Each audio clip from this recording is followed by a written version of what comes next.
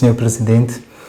Talvez poderíamos partir esta conversa com uma pergunta que se calhar toda a comunidade está, digamos assim, ansiosa em querer ouvir a resposta, que tem que ver com a comunidade maometana. E esta entrevista visa essencialmente compreender, fazer um balanço daquilo que foi o mandato que dentro de pouco mais de um ano vai terminar, se a memória não me atraiçoa. E queríamos perceber como é que encontrou a comunidade maometana quando foi eleito. A primeira questão, nós conseguimos ter uma grande vitória. Alteramos os estatutos da comunidade, estão de acordo com a nova realidade do nosso país. Portanto, os estatutos anteriores datavam de quase 90 anos, portanto esta é a nossa grande conquista. A segunda grande conquista não são nem 15 anos, nem 5 anos. Os novos estatutos prevêem um mandato de 4 anos e, inshallah, este mandato termina 30 de novembro, segundo os estatutos, 30 dias antes de terminar o mandato, portanto é 31 de dezembro.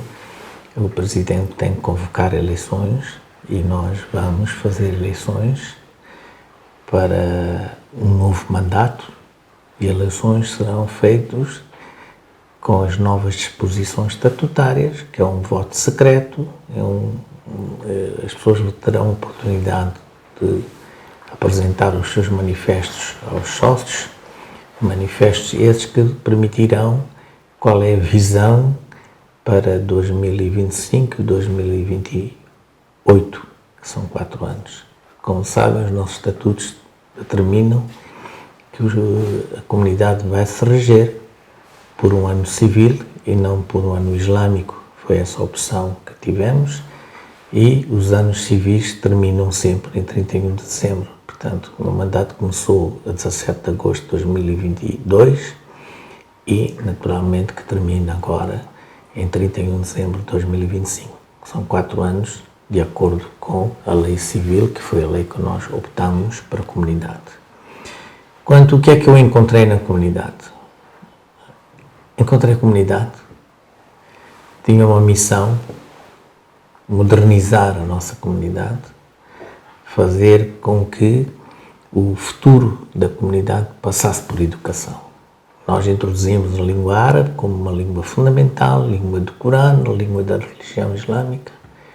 O árabe já está em 3º ano, temos livros da língua árabe, temos professores de língua árabe e temos muito entusiastas de língua árabe. Não é?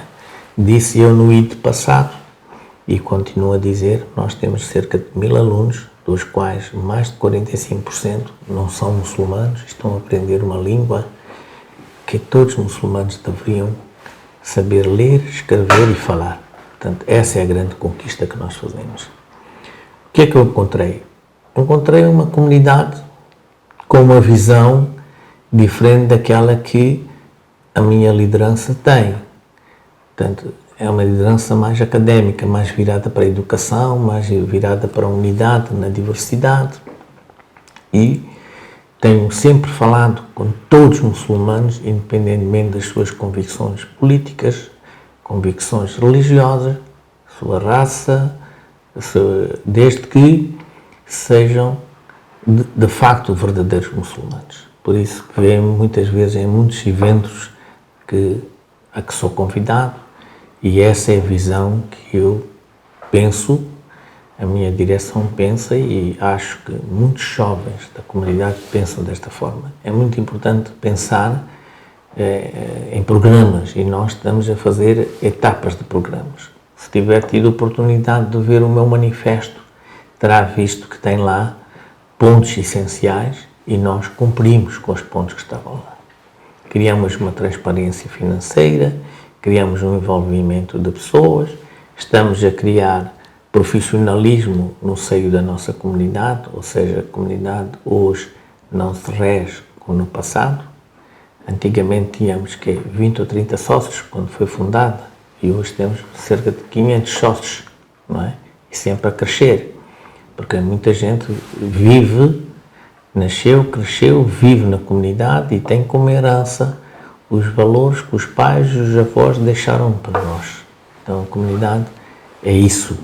Agora, eu não costumo falar no passado, não é? A única coisa que tenho que falar é o que é que eu posso fazer de hoje em diante, ou o que é que eu fiz quando cheguei lá. Não me interessa o passado. Se eu for à procura do passado, não vou ter tempo para fazer o futuro. E eu estou a pensar nos próximos 20 anos da comunidade, até 2050. Naturalmente que já não tenho a idade que deveria ter, então a comunidade, fim do ano, vai entrar em eleições com voto secreto e vai ter oportunidade de toda a gente livremente pode concorrer. Aquele que ganhar será meu presidente. Se eu não for candidato, aquele que for candidato e ganhar, eu terei que respeitá-lo porque será meu presidente, porque é o voto que vai determinar. Agora, quanto aos próximos 15 anos, eu ainda não disse que não ia candidatar. Também não disse que não ia candidatar. Essa coisa é a polémica que vem nas conversas. Eu sou um presidente que falo sempre nos órgãos próprios. Eu ainda não disse à minha direção, ou a minha direção ainda não disse ao presidente o que é que ele tem que fazer. Se vai candidatar, se não vai candidatar, que modelo de candidatura vou fazer, que modelo de direção vou criar, ou não vou criar, não é?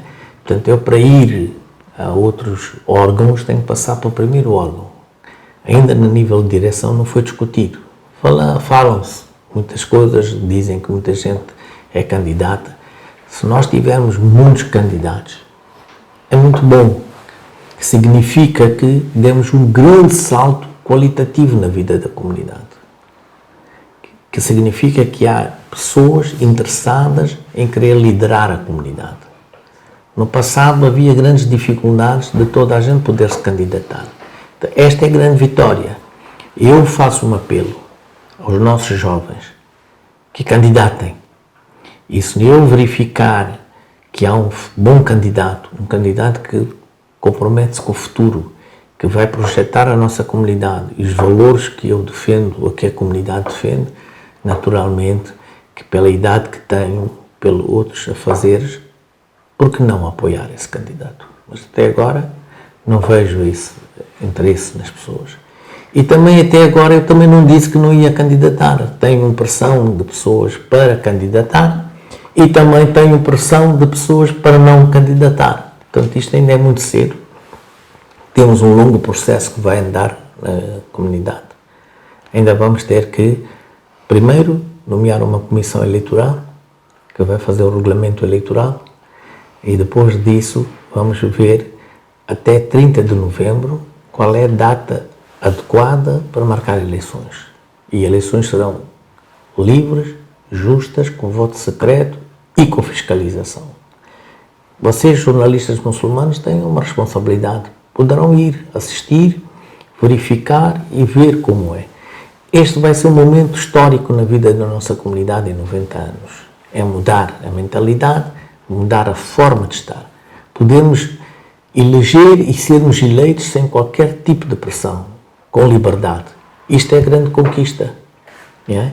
E essa conquista, quando começa na comunidade, deve crescer a níveis provinciais, a níveis centrais e a nível nacional. Nós temos muitas instituições islâmicas que falam a nível nacional, mas ainda não vimos que essa vontade esteja plasmada nas pessoas.